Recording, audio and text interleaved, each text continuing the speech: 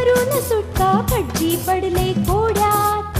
तिकडून आले माकड त्याने सुटका केली फटक्यात. अडकवलेली कबुतरे ही गेली एकीने सुटून.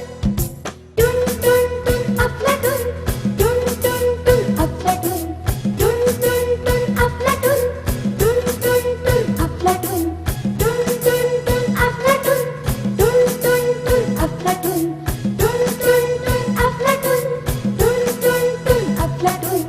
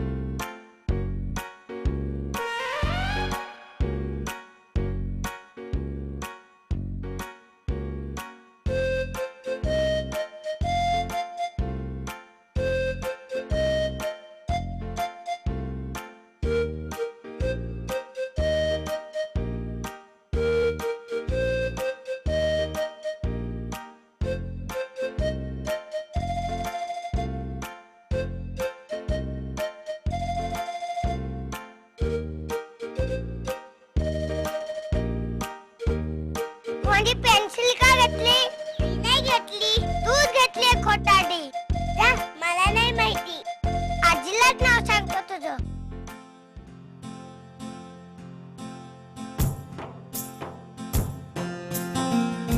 आजी ग, सीताने आजी पेन्सिल घेतली. नाही ग आजी, मी नाही राहुलची पेन्सिल घेतली. आजी ग, ही खोटं बोलतीये. हिनेच माझी पेन्सिल घेतलीये. शीतल, तू राहुलची पेन्सिल घेतलीस? नाही ग आजी, ती माझीच पेन्सिल आहे. शीतल, प्रामाणिकपणाचं फळ नेहमी चांगलं मिळतं आणि खोटं बोलणाऱ्याला नेहमी शिक्षा मिळते. बसा बघू तुम्ही इथे, मी तुम्हाला प्रामाणिक लाकूड तोड्याची गोष्ट सांगणार आहे. आजी, तू गोष्ट सांगणार? का रे, मी का नाही गोष्ट सांगू शकणार? मलाही आजी होतीच की. पण मी आता तुम्हाला चक्क गोष्ट दाखवणार आहे. पहा तर आता.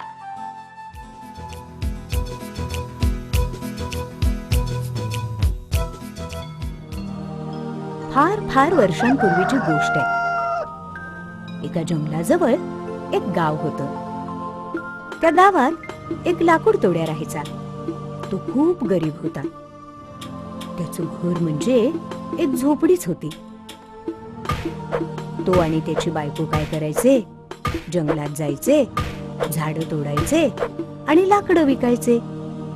दोघं मिळून कष्ट करून जगताना रोज देवाची प्रार्थना करायचे. म्हणायचे, देवा, आम्हाला आमच्या कष्टाचं फळ दे.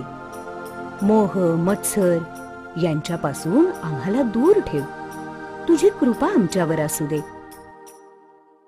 एक दिवस काय झालं, नेहमीसारखाच लाकूड तोड्या जंगलात लाकडं तोडण्यासाठी गेला. पण आज त्याला मनासारखं तोडण्यासाठी वाळलेलं झाड काही दिसेना. जंगलामध्ये झाडाचा शोध घेण्यासाठी तो खूप खूप हिंडला. फिरून फिरून फिरून बिचारा अगदी दमून गेला. फिरता फिरता तो जंगलातल्या विहिरीच्या काठी आला आणि अचानक त्याला एक छानसं वाळलेलं झाड दिसलं. त्याला खूप आनंद झाला. पटकन झाडावर चढला आणि आनंदानं त्यानं फांद्या तोडायला सुरुवात केली. अचानक त्याच्या हातातून कुऱ्हाड निसटली आणि विहिरीत पडली. कुऱ्हाड पडलेली पाहून तो खूप निराश झाला. त्याला रडायला यायला लागलं. तो झाडावरून खाली आला. विहिरीकाठी बसून रडायला लागला. रडता रडता म्हणाला, अरे देवा, हीच का तुझी कृपा? आता माझ्यासारख्या गरिबानं करायचं तरी काय? असं तो म्हणाला आणि काय चमत्कार घडला. विहिरीतून जलदेवता प्रगटली. त्याच्या समोर उभी राहिली. विचारलं तिने, अरे लाकूड तोड्या, तू असा का रडतोयस? रडू नको तर काय करू? माझं जगण्याचं साधन, माझी माझी कुऱ्हाड विहिरीत पडली. आता मी कसं जगावं? तेव्हा जलदेवता त्याला म्हणाली, अरे असं रडू नकोस, मी तुझी कुऱ्हाड तुला परत देते. असं म्हणून देवतेनं पाण्यात बुडी मारली. बुडी मारली आणि एक कुऱ्हाड काढली. लाकूड तोड्याला म्हणाली, बघ बरं, हीच आहे का तुझी कुऱ्हाड? लाकूड तोड्यानं कुऱ्हाडीकडे पाहिलं.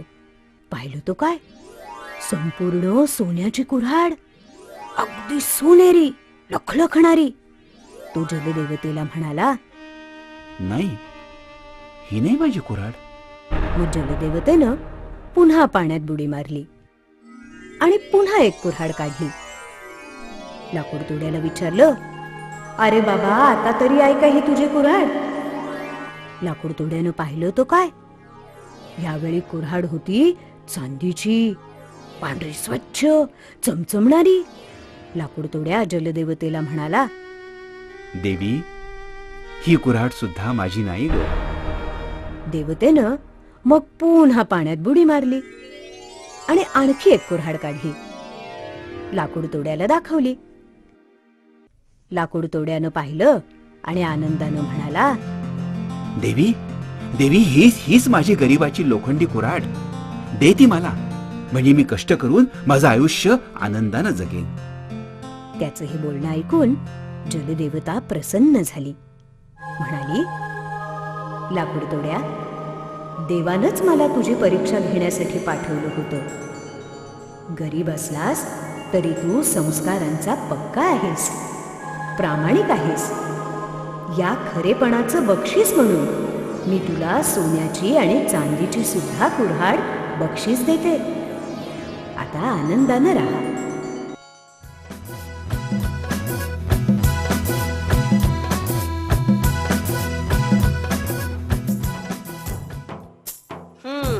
पाहिलंस ना शीतल, प्रामाणिकपणाचं फळ.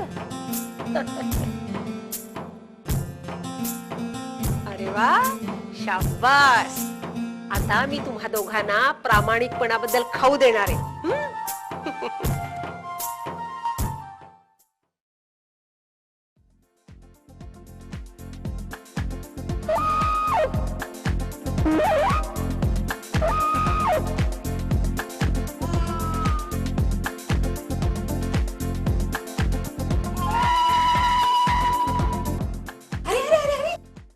अरे का मारतोस तिला?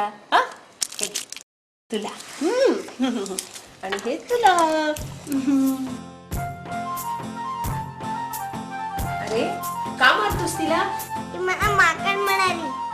अरे ती माकड म्हणाली, तू म्हणून माकड झालास का? हो ना? अरे माकड सुद्धा कधी कधी शहाण्यासारखं वागतं. शाणं? माकड?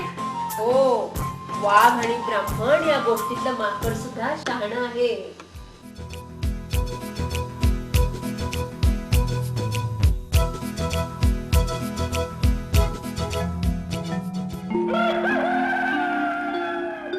एका गावाजवळ डोंगरावरच्या रानात एक वाघ राहायचा.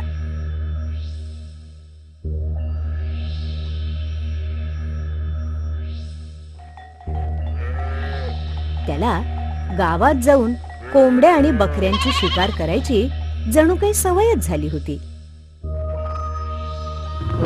वाघोबाच्या या रोजच्या हल्ल्यानं त्रस्त झालेल्या गावकऱ्यांनी त्याला पकडण्यासाठी एक पिंजरा बनवला आणि ज्या वाटेनं गावात तो यायचा ना, तिथं तो पिंजरा ठेवला.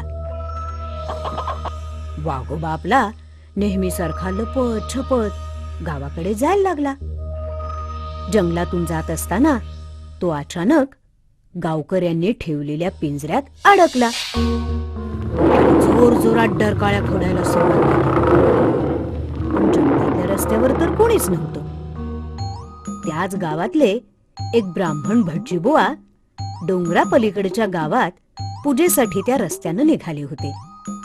भटजीबुवांना येताना पाहून वाघोबाला आपल्या सुटकेची आशा वाटली. तो भटजींना हाका मारायला लागला.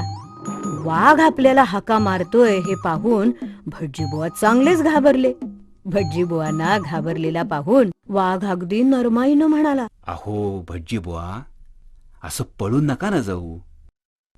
अहो बराच वेळ झालाय मी या पिंजऱ्यात अडकलोय. मला मला कृपा करून बाहेर काढा ना. अहो अहो मला माझ्या घरी जायचंय हो. वाघाचं काकुळतीचं बोलणं ऐकून भटजीबुवा पाघळले. पिंजऱ्याचं दार उघडून त्यांनी वाघाला बाहेर काढलं. बाहेर पडल्याबरोबर वाघोबांचा गरीब काकुळतीचा आवाज बदलला. पकडलं आणि त्यांना म्हणाला, बरे तावडीस सापडलात, आता तुम्हालाच खातो. हे ऐकून भटजीबुवा घाबरले. जोर जोरानं ओरडायला लागले. ते ऐकून झाडावरनं एका माकडानं त्यांना विचारलं, काय हो भटजीबुवा, असे ओरडताय काय? अहो बुडत्याला काडीचा आधार. भटजीबुवांनी मग त्या माकडाला घडलेली सगळी गोष्ट सांगितली. सगळं ऐकल्यावर माकडानं एकदम शंकाग्रस्त आवाजात विचारलं, काय म्हणताय काय भटजीबुवा? अहो जंगलचा राजा असलेला प्रचंड ताकदवान वाघ कुठे आणि हा उंदीर पकडायचा पिंजरा कुठे? भटजीबुवा माकडाचं बोलणं ऐकून हतबुद्ध झाले. पण वाघोबांना मात्र माकड आपल्याला खोटं ठरवतोय असं वाटलं. ते तावातावानं माकडाला म्हणालो, मी पिंजऱ्यात अडकलो होतो, बराच वेळ ओरडत होतो, हे खोटं का? त्यावर माकड म्हणाल, मी तर आत्ताच तुला बघतोय. तू केवढा मोठा आणि हा पिंजरा तर अगदीच लहान. तू कसा काय त्यात अडकलास? माझा काही यावर विश्वासच बसत नाही. माकडाचं हे बोलणं ऐकून वाघ संतापला. म्हणाला, बघ प्रत्यक्षच. असं म्हणून वाघ पुन्हा पिंजऱ्यात गेला. तो पिंजऱ्यात जाताच पिंजऱ्याचं दार आपोआप लागलं. अहो ते पाहून माकड झाडावरनच भटजींना म्हणाल, अहो भटजीबुवा, पळा पळा, आता तरी जीव वाचवा. माकडाचं बोलणं ऐकून भटजीबुवा खुशीनं धोतर सावरत पळत सुटले आणि माकडानं आपल्याला पुन्हा पिंजऱ्यात कोंडलं. हे पाहून वाघानं चिडून डरकाळी फोडली.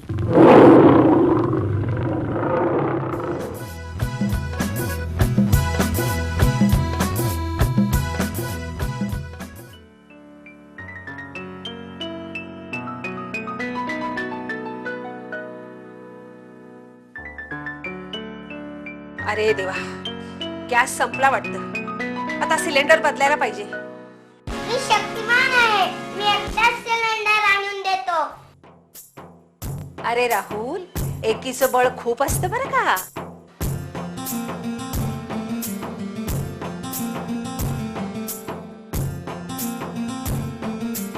आजी, एकीचं बळ म्हणजे काय ग?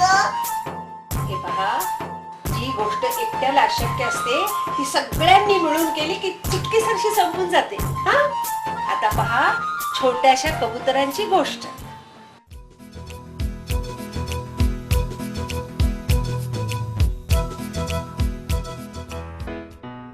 एका तळ्याच्या काठी असलेल्या वनात एक कबुतरांचा थवा होता. थव्यामध्ये अनेक प्रकारची कबुतरं होती.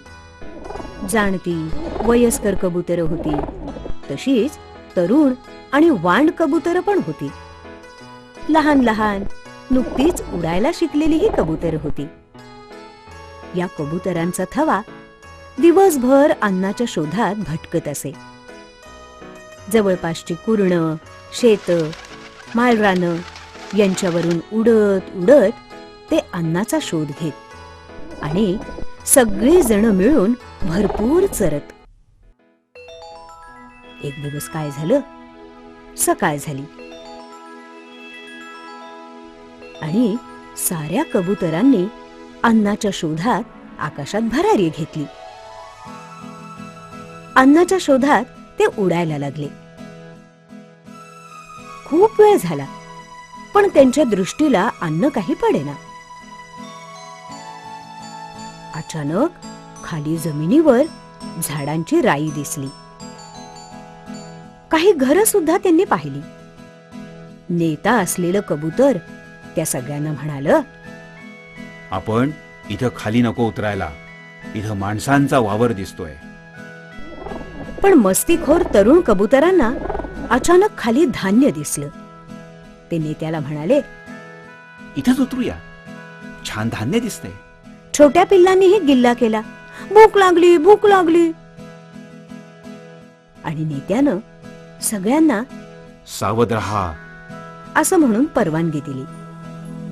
एक छानशी गोल चक्कर मारून त्या कबुतरांचा थवा खाली उतरला. मजेनं खाली पसरलेल्या धान्यावर चरायला लागला.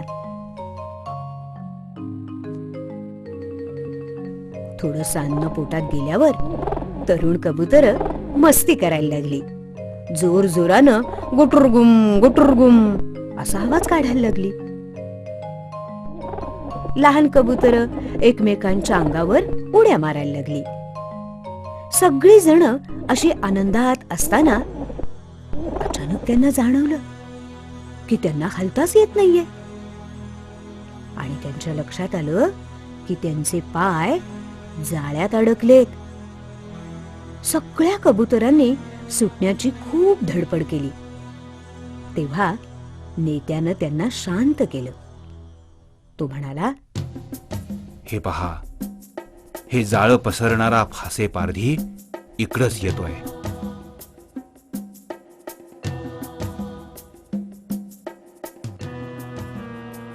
तेव्हा आपण साऱ्यांनी आता मी सांगेपर्यंत काहीच हालचाल करायची नाही. मी 1, 2, 3 असं म्हणताच मात्र साऱ्यांनी एकदम उडायचं. पारधी जवळ आला. बघतो तर काय, त्याच्या जाळ्यात आज खूप पक्षी सापडलेत. त्यानं खुशीनं मान डोलावली. सगळे पक्षी बेहोश आहेत असं समजून त्यानं सगळ्या बाजूनं जाळ्याचे बांधलेले दोर सोडून दिले. त्यानं शेवटचा दोर सोडला आणि त्या नेत्या कबुतरानं 1, 2, 3 असं म्हटलं. असं त्यांनी म्हटलं रे म्हटलं आणि सगळ्या कबुतरांनी एकदम पंख हलवून जाळ्यासह उड्डाण केलं.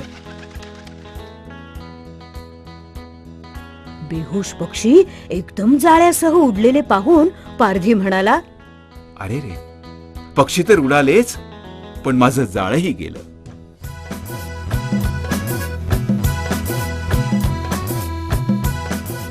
It's not true, Stinky. But it must be. On account of we had to pay a nickel to read about it. Well, the demolition feller's gonna be doing some work.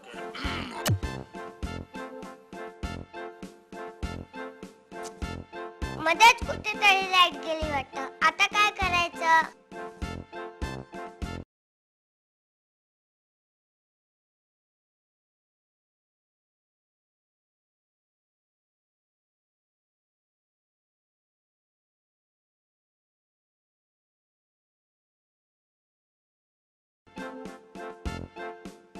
Rahul, मी तुला चिमणी काढायची गोष्ट सांगू?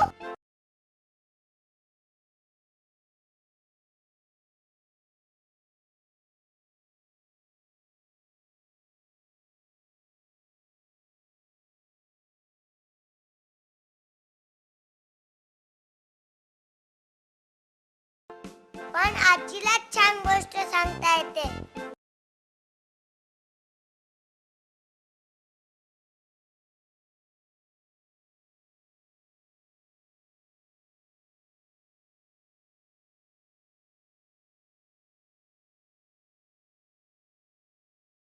अरे, आजी तर जेवढ्यात गेलीये, येईलच जेवढ्यात. तोपर्यंत मी तुला एक गोष्ट सांगू? तू गोष्ट सांग ना. नाही.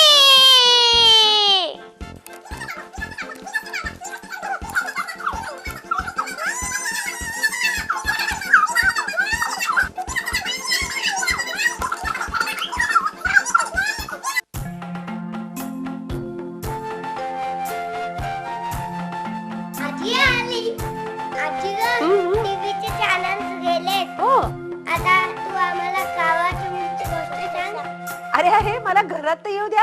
हा हे घ्या देवळातल्या बाप्पाचा प्रसाद.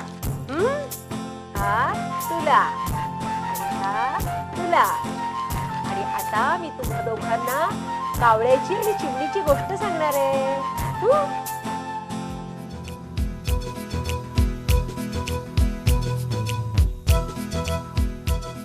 एका झाडावर एक घरटं होतं. काड्या काड्यांचं पसारा असलेलं कावळ्याचं. आणि एक घरटं होतं नीटनेटकं छान सजवलेलं चिमणीचं. एकदा काय झालं, जोरदार वादळ झालं. विजा कडाडल्या, सुद्धा सुरू झाला. आणि उंचावर असलेलं कावळ्याचं घरटं मोडून गेलं. कावळा अगदी चिंब भिजून गेला. कावळ्यानं ठरवलं शेजारच्या चिमणीच्या घरात जावं, घरट्याच्या उभेत शांत बसावं.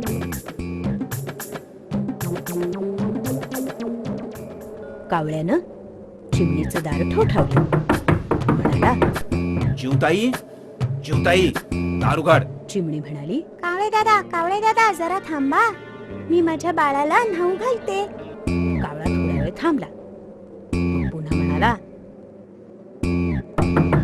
जीवताई, जीवताई, दार उघड. चिमणी म्हणाली, थांबा हो कावळे दादा, मी माझ्या बाळाला कपडे घालते. थोड्या वेळानं कावळ्यानं पुन्हा दार वाजवलं. जीवताई, जरा लवकर दार उघड ग. चिमणी म्हणाली, थांब रे जरा, मी माझ्या बाळाला पीठ लावते. आता कावळा पावसात चिंब भिजला होता. थंडीनं अगदी कुडकुडत होता. तो पुन्हा म्हणाला, जीवताई, जीवताई, दार उघड ना. पावसानं मी चिंब भिजलोय, थंडीनं कुडकुडतोय. हे ऐकून चिमट्यानं दार उघडलं. कावळे दादाला घरात घेतलं. अंग पुसायला टॉवेल दिला आणि म्हणाली, कावळे दादा इथे बसा, मी येते आंघोळ करून.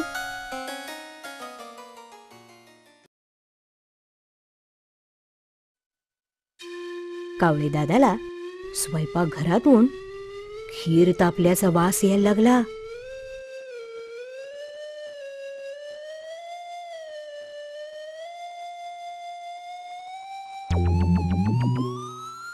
त्याला रामवे ना. तो उठून स्वयंपाकघरात गेला. खरपूस तापलेल्या खिरीच्या वासानं कावळ्याला लागली खूप भूक. आणि मग काय, त्यानं कसलाच विचार केला नाही आणि खीर खाऊन टाकली.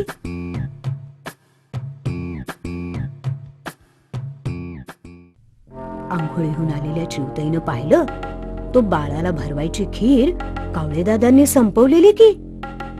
ती खूप चिडली.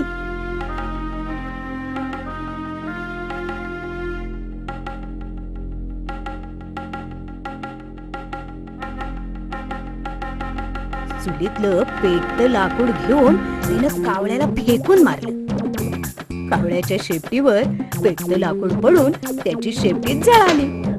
तो ओरडत पळत सुटला. माझी शेपटी जळाली, माझी शेपटी जळाली. चिवताईची खीर खाल्ली, शेपूट जळाली, अद्दल घडली. शेपूट जळाली, अद्दल घडली.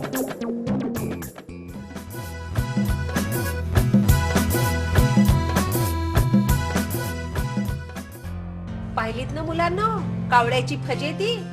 आती तिथे माती, कळलं? चला चला आता हातपाय तोंड धुवून घ्या आणि झोपायला पळा बघू. चला चला चला चला.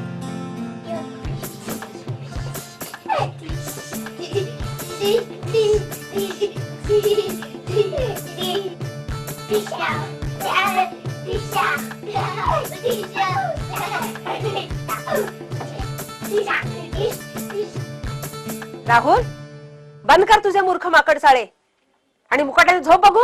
माकड माकड माकड माकड माकड अगदी हुशार असतं. राहुल, माकड नेहमीच माकड असतं. ते कधीतरी शहाण्यासारखं वागतं. थांब, आता मी तुला त्या मूर्ख अंगरक्षकाची गोष्ट सांगते. पाहत राहा.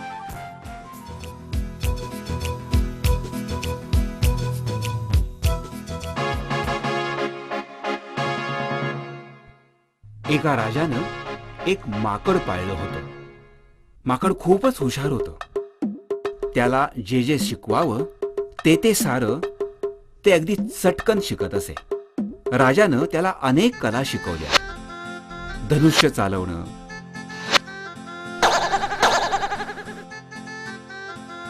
तलवार चालवणं,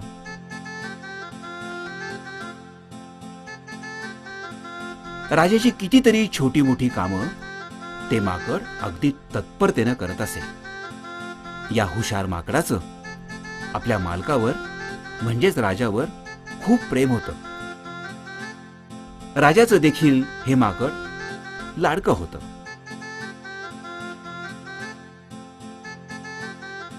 राजा त्याला बदाम पिस्ते खायला देई.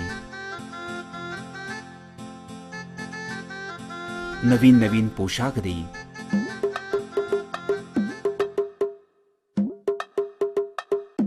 राजानं या माकडाला आपला अंगरक्षक म्हणून नेमलं होतं.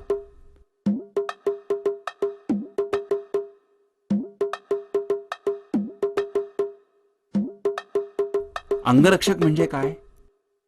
राजाच्या संरक्षणाची संपूर्ण जबाबदारी असणारा.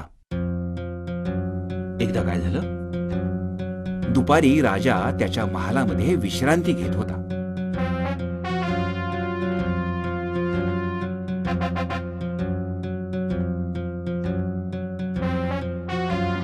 राजाला छान झोप लागली होती.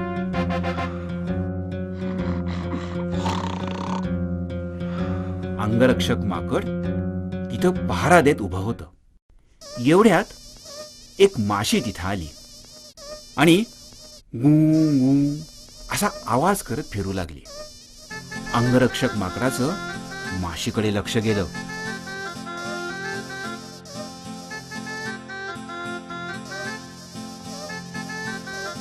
माशी आता राजाच्या पायावर बसली.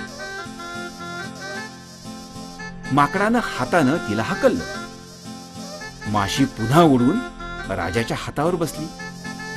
माकडानं तिला पुन्हा हाकललं.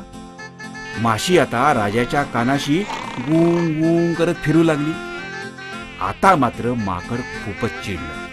त्यानं माशीला हाकलण्यासाठी तलवारच काढली. एवढ्यात राजानं कूस बदलली. माशी आता राजाच्या नाकावर बसली. माकडानं अतिशय चपळाईनं वार केला. तो काय, अहो राजाचं नाकच कापलं गेलं. राजा ओरडत उठला, ओय ओय ओय ओय ओय, अरे बापरे. पण माशी तर तिथून केव्हाच उडून गेली. राजानं माकडाला तलवार घेऊन उभा असलेलं पाहिलं. रागानं त्यानं माकडाच्या हातातली तलवार घेतली आणि धाडकन त्याचं मुंडकच उडवलं. अखेर त्या माकडाला मरावं लागलं आणि असंगाशी संग आणि प्राणाशी गाठ याचा धडा राजाला आपलं नाक गमावून मिळाला.